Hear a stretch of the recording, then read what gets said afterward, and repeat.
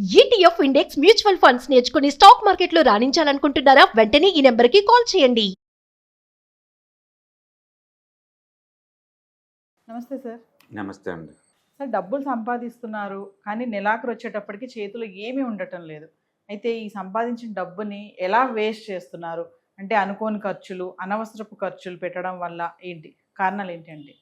అంటే అందరినీ ఒకే గూటిలోకి మనం చేర్చి ఇలా ఖర్చు పెడుతున్నారని చెప్పలేం గానీ, అది person to person, family to ఫ్యామిలీకి ఉంటుందండి. బట్ కామన్‌గా ఎక్కువ మంది మనీ గనక ఒకవేళ వేస్ట్ అయిపోతుంది అనుకుంటే గనక డెఫినెట్‌గా మనం మాట్లాడుకుని ఈ 5 రీజన్‌లో ఒక రీజన్ లేదా మల్టిపుల్ రీజన్స్ అయ్యుండొచ్చు. ఒకటి బయట ఔటింగ్‌కెళ్ళటం, ఫ్రీక్వెన్సీగా ఔటింగ్‌కెళ్ళటం. అఫోర్డబిలిటీ ఉంటే ఇట్స్ ఓకే. తప్పేం లేదు. బట్ ₹1,00,000 శాలరీ వాళ్ళు ఔటింగ్‌కెళ్ళిందనుకను ₹20,000 శాలరీ ఉన్నోళ్ళకి ఔటింగ్‌కెళ్ళిందానికి చాలా తేడా తేడా ఉంటుంది. ఫ్రీక్వెన్సీగా ఔటింగ్‌కెళ్ళటం వల్ల ఏందంటే బయట ఖర్చులు ఎక్కువవుతుంది. బయట ఫుడ్‌కి ఖర్చు ఎక్కువవుతుంది. ఇప్పుడు బయట ఫ్యామిలీ ఒక బిర్యానీ తిన్నారంటే ₹2,000 లెక్కయిపోతుంది. ఇంట్లో అదే బిర్యానీ మనం యెస్. ₹300, 400 కూడా మనం చేసుకోవచ్చు కదా! కాబట్టి ఎక్కువ మందిలో ఎక్కువ సార్లు ఖర్చవుతుంది అని అనుకున్నారంటే ఇది ఖచ్చితంగా ఔటింగ్ చేయడం వల్ల వచ్చిన ఖర్చనమాట. కాబట్టి బయట ఫుడ్‌ని తక్కువ అంటే ఎంకరేజ్ చేయకుండా ఉండడం బెటర్ అనమాట. అండ్ రెండోది సబ్స్క్రిప్షన్ ఫీజులు ఎక్కువుంటాయి. లైక్ ఓటీటీలు తీసుకుంటా ఉంటారు. అండ్ బీయింగ్ కేబుల్ అంటాడు. ఆ ఇంటర్నెట్ అంటాడు. జియో అంటారు. అండ్ డైరెక్ట్ టు హోమ్ అంటారు. ఇలా తీసుకుంటారు, వాడుకోరు పెద్దగా. బిజీ లైఫ్‌లో అంత ఎవరు పట్టించుకోరనమాట. అండ్ చాలా ఫ్యామిలీలు చూసుకోండి ఫస్ట్ ఏదో ఒక 2, 3 వాళ్ళకి ఇష్టమైన మూవీ ఏదో రన్ అవుతుందని చెప్పేసి దాన్ని సబ్స్క్రైబ్ చేసుకుంటారు. ఆ ఒక్కదాన్ని చూసేసి వదిలేస్తారింక. అంత టైము ఏముండదు యెస్. కదా! అందుకని సబ్స్క్రిప్షన్ ఫీజ్ ఇలాంటివి ఎక్కువుంటాయనమాట. న్యూస్ పేపర్ తీసుకుంటాడు, ఇంటర్నెట్ కనెక్షన్ తీసుకుంటారు, డీటీహెచ్ తీసుకుంటాడు. ఇక బయట ఆ సర్వీస్, ఈ సర్వీస్ వాడుకోవచ్చు కదని చెప్పేసి సబ్స్క్రిప్షన్ ఫీజ్ కడతారు. అంటే తీరా చూస్తే వేటిని మాక్సిమం వాడుకోరు. అది వేస్ట్ అయిపోద్ది. ఇప్పుడు మన ఇంటర్నెట్ ఏదైనా మన డేటా తీసుకున్నాం అనుకోండి, వాళ్ళది జీరో అయిపోద్ది కదా! సో, అట్లా సబ్స్క్రిప్షన్స్ వరకు నిజంగా నువ్వు వాడుతున్నావు తప్పదనుకుంటే తప్ప అది ఉంచుకొని మిగతాయి మొత్తాన్ని మనం డిస్కార్డ్ చేయొచ్చనమాట. కాబట్టి ఎంతకంత మనీని అందులో సేవ్ చేసుకోవచ్చు. మూడోది ఇవాళ రేపట్లో ఆన్‌లైన్స్ వచ్చిన తర్వాత ఏందంటే టూ మచ్‌గా షాపింగ్ చేస్తున్నాం. Online shopping. అన్నెసరీ అనమాట అవి. అవసరానికి మించి. అవసరానికి మించనమాట.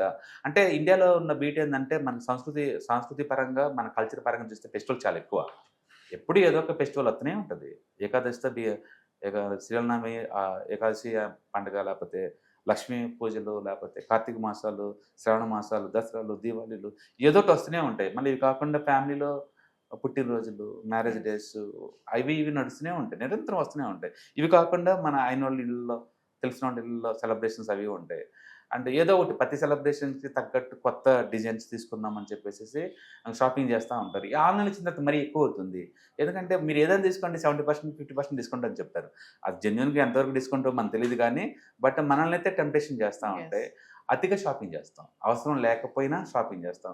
ఊహించండి 20, 30 ఇయర్స్ బ్యాక్ ఇంటర్నెట్ లేని రోజుల్లో ఆహ్, షాపింగ్‌తో పోల్చుకుంటే ఇప్పుడు టూ మచ్ చేస్తున్నాం. 5 నిమిషాలు మరీ క్విక్ కామర్స్ వచ్చిన తర్వాతయితే 10 10 నిమిషాల్లోనే నిమిషాల్లో ఇచ్చేసి డెలివరీ. ఎళ్ళిపోతున్నారు. అందుకని ఏదుంటే అది ఇచ్చేస్తున్నారు ఆర్డర్స్. కాబట్టి ఆన్‌లైన్ షాపింగ్ కూడా ఎంత కంట్రోల్‌లో ఉంచుకుంటే మనకంత బెటర్ అనమాట. అది నిజంగా నీడా లేదా ఫైండ్ ఔట్ చేయండి. నీడ్ అయితేనే తీసుకోవడం బెటర్ అనమాట. తర్వాత అండ్ లాస్ట్ వన్ ఈ మధ్య బ్రాండెడ్ ప్రొడక్ట్‌కి ఎక్కువ క్రేజీ వస్తుంది. ఏది మాట్లాడినా బ్రాండెడ్ అంటున్నారు. ఎంత అంటే కిచెన్ యుటెన్సిల్స్ దగ్గర నుంచి మనం వేసుకునే క్లోత్స్ వరకు అన్ని చోట బ్రాండెడ్. బ్రాండెడ్ అంటే నథింగ్ బట్ ప్రీమియజేషనే. అంతకంత రేట్ ఎక్కువ ఉంటుంది. 20, 30% అలా ఎక్కువ ఉంటుంది. ఒకప్పుడు కోటికెళ్ళి షాపింగ్ చేసేవాడు. ఏ బ్రాండ్స్ ఉండేవి కావు. ఇప్పుడు అలా కాదు. షూ తీసుకున్నామంటే 5, 6,000, షర్టులు తీసుకున్నామంటే 4, 5,000 చాలా కాస్ట్లీ అనమాట ఇప్పుడు. అందుకని ఈ బ్రాండెడ్ క్రేజీ వల్ల ఏందంటే ఎక్స్‌పెండిచర్ బాగా పెంచుకుంటా పోతున్నారు. అఫోర్డబిలిటీ ఉంటే ఇట్స్ ఓకే. బట్ లేనోళ్ళందరూ కూడా పెద్ద పెద్ద బ్రాండ్స్‌కెళ్ళి తీసుకోవాల్సిన అవసరం లేదు కదా! ఆల్టర్‌నేటివ్ ఉన్నాయి కదా! అందుకని నెసెసరీ అయితే తప్ప బ్రాండెడ్ జోలికి పోవద్దనమాట. అండ్ లాస్ట్ అండ్ ఫైనల్ ఈ పార్టీలు, పబ్బులు, ఈవెంట్స్ ఇవన్నమాట. ఇంక బయటికెళ్లారంటే ఖర్చు చెప్పాల్సిన ఖర్చు. పని లేదు. ఇలా ఇప్పట్లో సోషల్ గ్యాదరింగ్స్, సోషల్ మీటింగ్స్ ఎక్కువైపోతున్నాయి. అందుకని వీకెండ్ వచ్చిందంటే ఎవరో ఒకళ్ళు ఇవ్వాలి. 4 సార్లు మనం వెళ్తే ఒకసారైనా మనం ఇవ్వాల్సొచ్చిద్ది కదా! ఇట్లా ఈ పార్టీలు ఈటి వల్ల కూడా మనీ అంతా వేస్ట్ అయిపోతుందనమాట.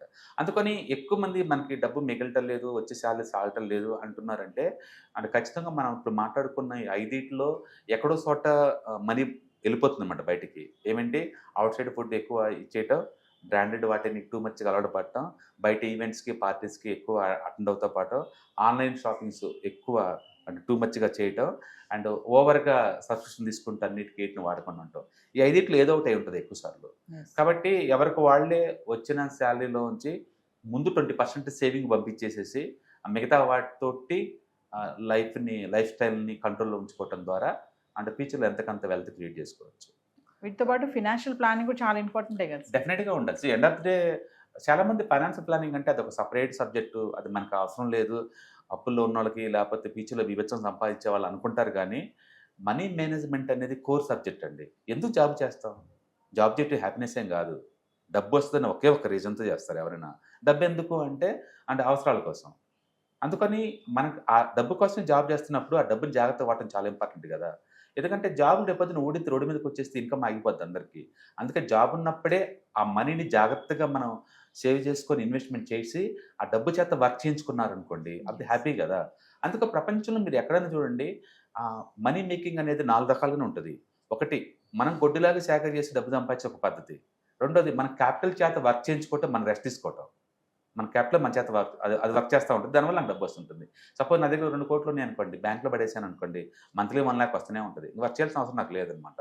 అట్లా క్యాపిటల్ చేత వర్క్ చేయించుకోవటం. మూడోది, తక్కువ రేటుని సాటు కొనేసే వస్తువుల్ని ఎక్కువ రేటుని సాటు అమ్మేసుకోవటం.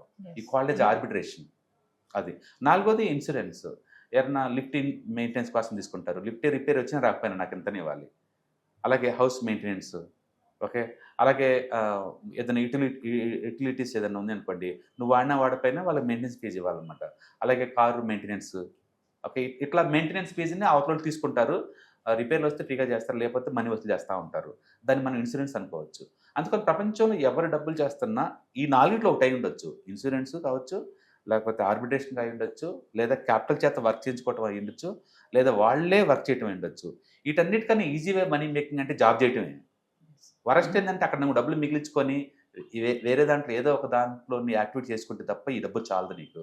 అందుకని క్యాపిటల్ చేత వర్క్ చేయించుకోవాలంటే మీ దగ్గర క్యాపిటల్ ఉండాలి కదా. ఆ క్యాపిటల్ రావాలంటే మీరు జాబ్ చేసేటప్పుడు ఎంతకంత దాచుకుంటేనే అది క్యాపిటల్ అవుతుంది. ఆ క్యాపిటల్లోంచి వర్క్ చేయించుకోవడం ద్వారా నువ్వు వర్క్ చేసే పని లేకుండా పోద్ది ఫ్యూచర్లో. అందుకని సాధ్యంత వరకు ఎక్కువ ఇన్కమ్ స్ట్రీమ్స్ ఉంచుకోవటం బెటర్ అనమాట. హాయ్, మార్కెట్స్ చాలా వాలటిలిటీ ఉన్నాయని భయపడుతున్నారా? మార్కెట్ ఆల్ టైమ్ హైలో ఉందని దూరంగా ఉండాలనుకుంటున్నారా? ఏది రైట్ టైం మార్కెట్లో ఎంటర్ అవడానికి, ఏది బెస్ట్ టైం మార్కెట్లోంచి బయటకు పోవడానికి తెలుసుకోవాలనుకుంటున్నారా? మార్కెట్లో mutual funds, ETFs, index funds ద్వారా మనీ మేక్ చేద్దాం అనుకున్నారా? ఇలాంటి మీ డౌట్స్ కి క్లారిఫికేషన్ కోసం ఈ webinar. ETFs, index funds and mutual funds కోర్సులో జాయిన్ అవ్వండి, మీ డౌట్స్ క్లారిఫికేషన్ చేసుకోండి. Every month Saturday, Sunday and Monday conduct చేసే ఈ కోర్సులో మీకు ఈటీఎఫ్స్ అంటే ఏంటి, ఇండెక్స్ ఫండ్స్ అంటే ఏంటి, మ్యూచువల్ ఫండ్స్ అంటే ఏంటి, different type of ETFs, index funds, mutual funds అంటే ఏంటి, ఇందులో ఇన్వెస్ట్ చేయడం ద్వారా లాంగ్ టర్మ్ లో వెల్త్ ఎలా క్రియేట్ చేసుకోవాలా, షార్ట్ టర్మ్ లో ఎలా వెల్త్ క్రియేట్ చేసుకోవాలా, ఎనీబడి కెన్ ట్రేడ్ ప్రోగ్రామ్ ఎలా పార్టిసిపేట్ చేయాలా, ఇలాంటి అన్నిటికీ మీకు ఆన్సర్ దొరుకుతుంది. కాబట్టి మీకు ఎవరికన్నా ఇలాంటి వాటిలో వెల్త్ క్రియేట్ చేయాలని కనుక ఇంట్రెస్ట్ కనుకుంటే కింద స్క్రోల్ అవుతున్న నెంబర్ కి కాల్ చేయడం ద్వారా మీ సీట్ ని బుక్ చేసుకోండి. Thank you.